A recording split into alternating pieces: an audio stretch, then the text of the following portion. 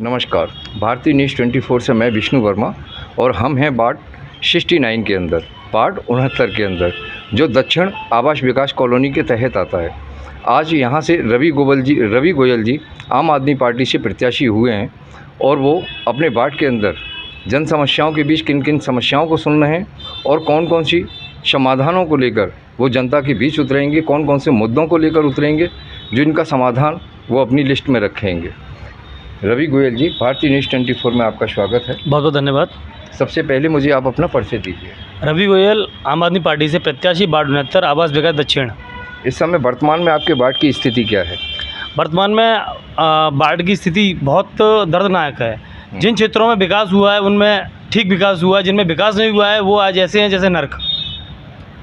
ये दक्षिण क्षेत्र 69 के तहत जी कौन कौन से मोहल्ले आते हैं इस वार्ड में? इस वार्ड में जो मोहल्ले आते हैं sector 1, sector 2, sector 3, sector 4, sector 4 4B, आवास सतनाम नगर, सुभाषपुरम, नई आबादी, पुरानी आबादी। ये आपने जितने भी बताए मुझे 8-9 मोहल्लों के नाम बताए, इसमें 1-2 रह भी गए होंगे। अनुमानित सभी हो चुके हैं। सभी हो चुके जी। आपने सभी क्षेत्रों का दौरा किया है? बिल्कुल किया है। क्षेत्र दौरा करते समय जी जनता ने कौन कौन सी समस्याएं आपके सामने रखी हैं?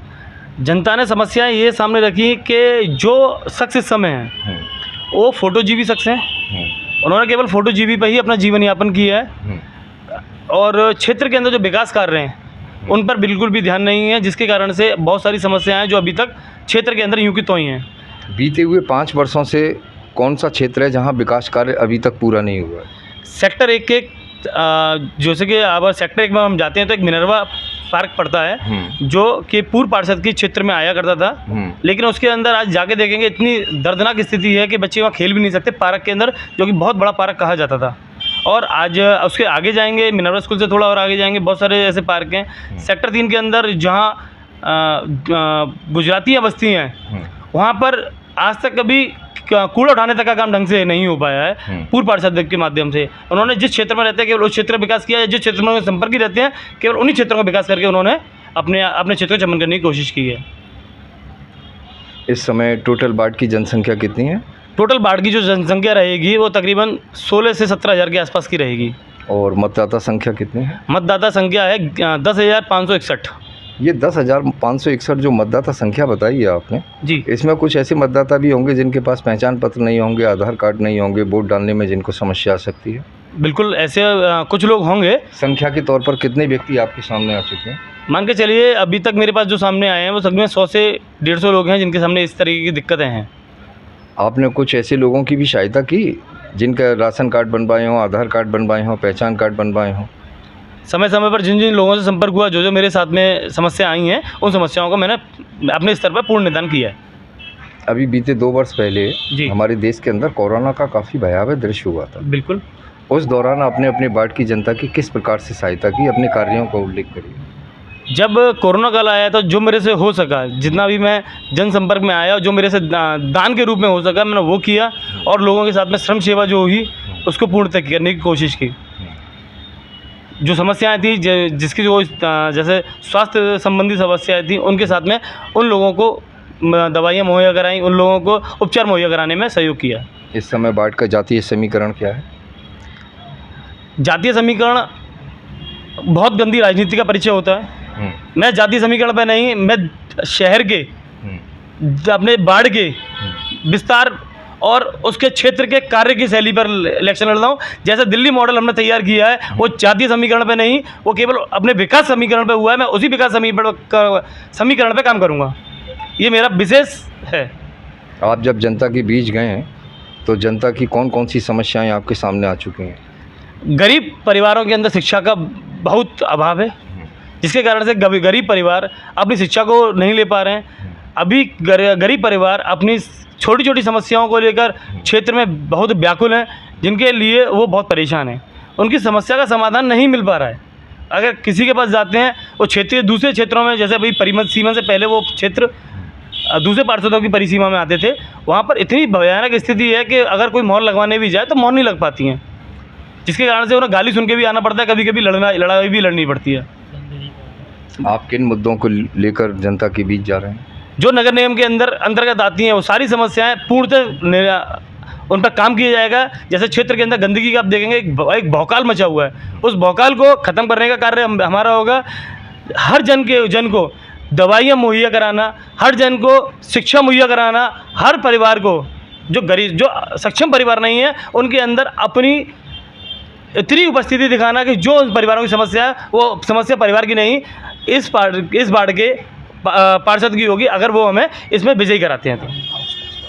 और जिसमें कि हमारी पार्टी ने सबसे बड़ा मुद्दा जो रखा है house tax, half water tax माफ। अगर आप देखेंगे शहर के अंदर नहीं अपितु पूरे प्रदेश के अंदर वाटर टैक्स और हाउस टैक्स के नाम पर बहुत भयंकर लूटा जा रहा है।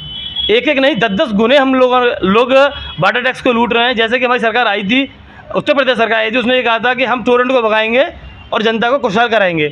आज तक आप देखिए विश्व की सबसे महंगी टोरेंट बिजली आगरा में हम लोग मुहैया करा पा रही है हमारी उत्तर प्रदेश सरकार, जो कि सबसे बड़ा हमारी जेब का विषय है हमारी, जिसकी वजह से हम अपनी थाली में से आटे को, दाल को, चीनी को, चावल को कहीं ना कहीं खोता हुआ पा रहे हैं।